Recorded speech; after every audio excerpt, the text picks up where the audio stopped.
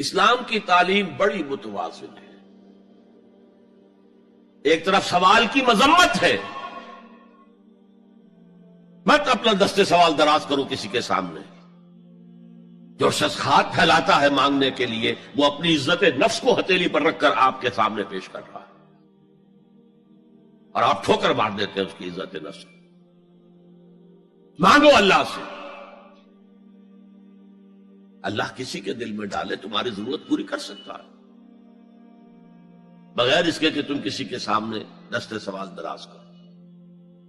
تو سخت مذمت ہے، اور خاص طور پر بیگری جو ایک انسٹیٹیوشن بن گیا ہے، ایک پیشہ بن گیا ہے، وہ تو اسلام کی تعلیمات کے منافی ہے. اور جس طرح کی ہم خیرات بانٹتے ہیں، 5 روپے کا نوٹ دے رہے ہیں مانگنے والوں کو مسجدوں کے باہر، سمجھ رہے ہیں ہم نے حاتم طائی کی خبر کو لات مار دی، حالانکہ حقیقت میں آپ انسٹیٹیوشن آف بیگری کو سپورٹ کر رہے ہیں.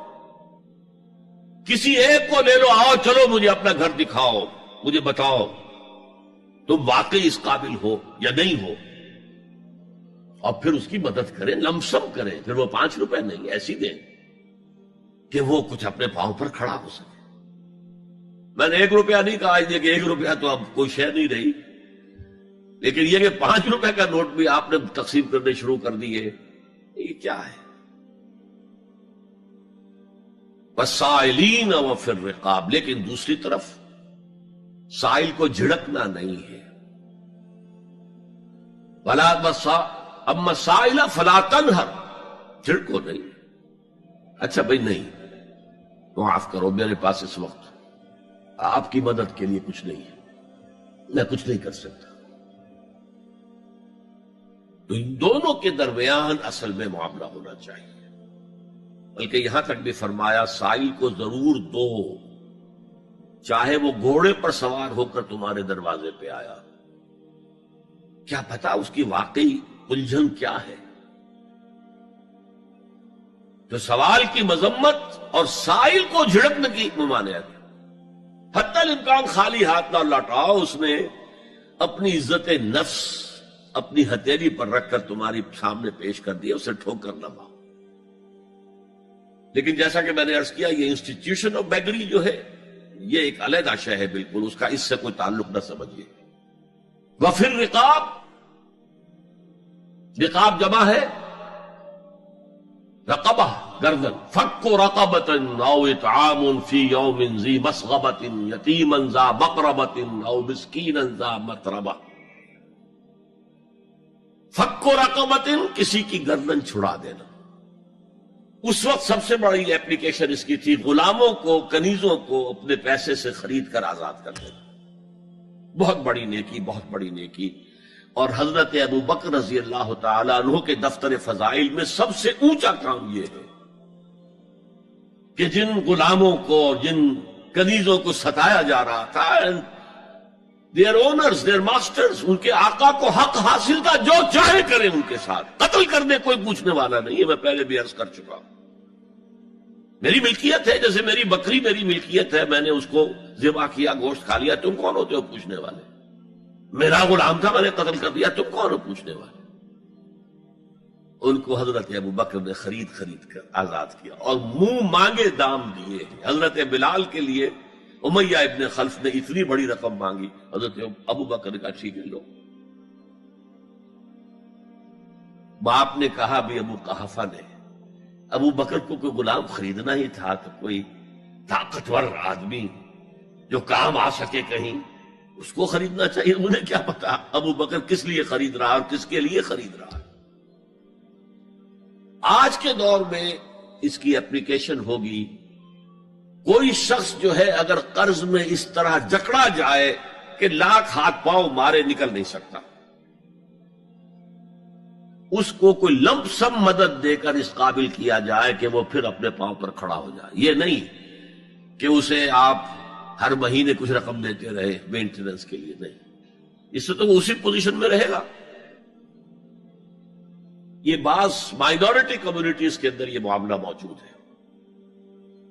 کوئی بھائی اگر گر گیا ہے کاروبار میں تو اس کی پھر ایسی مدد کی جائے کہ وہ پھر آپ کی صف میں آ کر کھڑا ہو جائے. Respectable members of your community وہ اس شکل میں پہنچ جائے. یہ بھی فک رقبۃ اس کی ذیل میں آج کل آئے گا.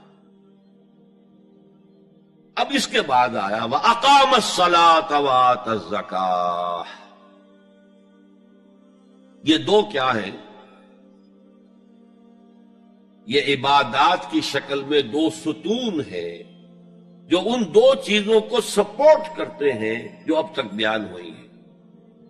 ایمان کو تازہ رکھنے کے لیے نماز قائم کرو. ہر نماز ایمان کی تجدید ہے. اقیم الصلاۃ لذکری، نماز قائم کرو میری یاد کے لیے. اپنا عہد اللہ کے ساتھ تازہ کرو. ایاک نعبد و ایاک نستعین، اے اللہ ہم تیری ہی بندگی کرتے ہیں اور کرتے رہیں گے، تجھ ہی سے مدد مانگتے ہیں اور مانگتے رہیں گے. اپنے اس عہد بندگی کو تازہ کرو، ایمان کو تازہ کرو. الحمدللہ رب العالمین الرحمن الرحیم. ایمان باللہ تازہ ہوا نا. مالک یوم الدین، ایمان بالآخرہ تازہ ہو گیا نا.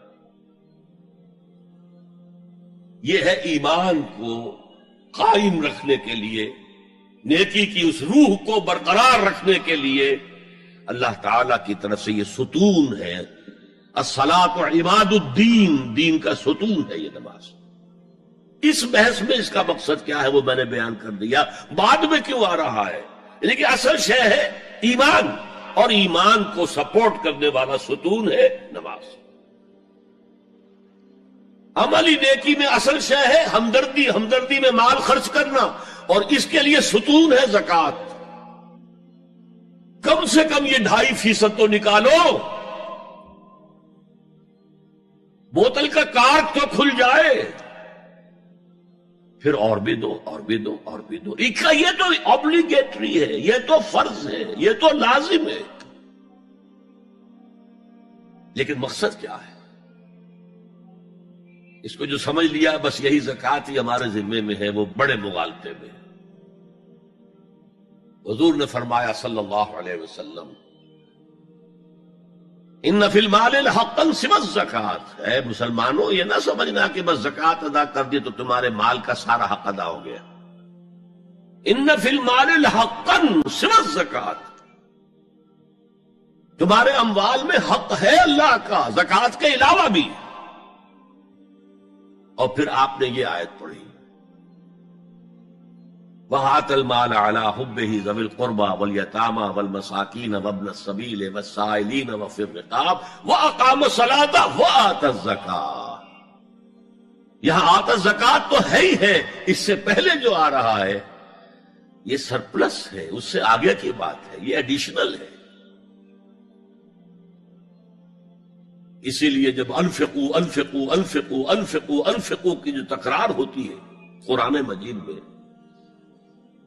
تو ایک جگہ پھر سوال کیا صحابہ نے کتنا خرچ کرے حضور؟ فرمایا قل العفو، کہہ دو جو بھی ضرورت سے زائد دے ڈالو. Don't accumulate, don't retain any thing.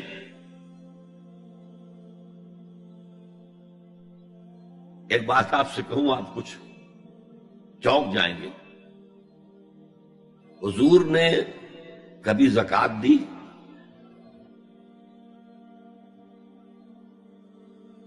کبھی نصاب کے بقدر پیسہ آپ کے پاس جمع ہوا کہ آپ پر زکوٰۃ واجب ہوتی؟ ایسی عجیب بات ہے. ارکان دین میں سے ایک رکن سرے سے غائب. کبھی آپ نے مال رکھا ہی نہیں. حضور کا اسوہ ہم جانتے ہیں، مسواک کر لی ہے، پانچے جو ہے ٹخنے سے اوپر کر لیے ہیں، یہ اسوہ ہے. ہاں ہے، یہ بھی ہے، ٹھیک ہے، سنت ہے. اسوہ تو یہ ہے. اور صرف آپ کا نہیں، جنہیں ہم کہتے فقراء صحابہ، ابو ہریرہ، ابو ذر، سلمان فارسی، علی رضی اللہ تعالی عنہ اجمعین، یہ فقراء صحابہ میں سے تھے. کبھی کچھ نہیں رکھا اپنے پاس. میں نے بتایا تھا آپ کو شاید کہ حضرت علی کی جب شادی ہو رہی تھی حضرت فاطمہ سے، کوئی مکان تھا ہی نہیں، کہاں لے کے جائے؟ ایک انصاری نے ایک حجرہ دیا ہے اپنے مکان کا، اس میں حضرت فاطمہ ودا ہو کر گئی. He didn't have any home. ابو ذر وہ تو دوسری انتہا کو چلے گئے تھے. قانون یہی ہے، حلال سے کماؤ، اگر ایک حد سے آگے بڑھ جائے تو زکات دے دو، باقی تمہارے اختیار میں ہے، دینا چاہو دو، نہ دینا چاہو رکھو اپنے پاس. قانون اس سے زیادہ آپ کو پابند نہیں کرے گا. کبھی بھی آپ نے جبر نہیں کیا، ایمرجنسی میں بھی جبر نہیں کیا. ایک واقعہ آتا ہے کہ حضور کو کئی وقت کا فاقہ تھا. تھوڑی دیر کے بعد حضرت ابو بکر آئے، آپ نے چہرے سے پہچان لیا کہ فاقے سے.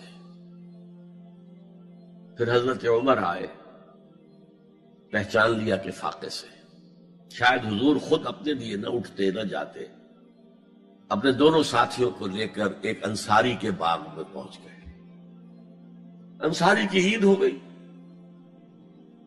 فوراً لا کر اس نے کچھ کھجوریں کچھ انگوروں کے گوشے رکھے. اس کے بعد وہ دوڑا چھری لے کر کسی جانور کو ذبح کرنے کے لیے. یہ ساری تفصیلیں میں کیا بتا رہا ہوں. مال یہ نہیں تھا کہ مدینے میں سبھی فاقے سے تھے، موجود تھے جن کے پاس مال تھا، لیکن جبرن آپ نے کسی سے کچھ نہیں لیا. جب وہ چھری لے کر چلا، فرمایا دیکھنا کسی دودھ والے جانور کو نہ ذبح کرنا. بہرحال کچھ دیر کے بعد وہ گوشت پکا کر لایا، روٹیاں رکھی.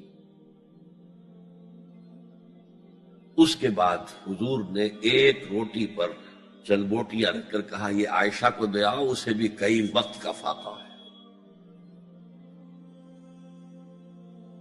اور پھر حضرت عمر کی طرف رخ کر کے کہا عمر یہ ہے وہ نعمتیں جس کا حساب دینا پڑے گا اللہ کے ہاں.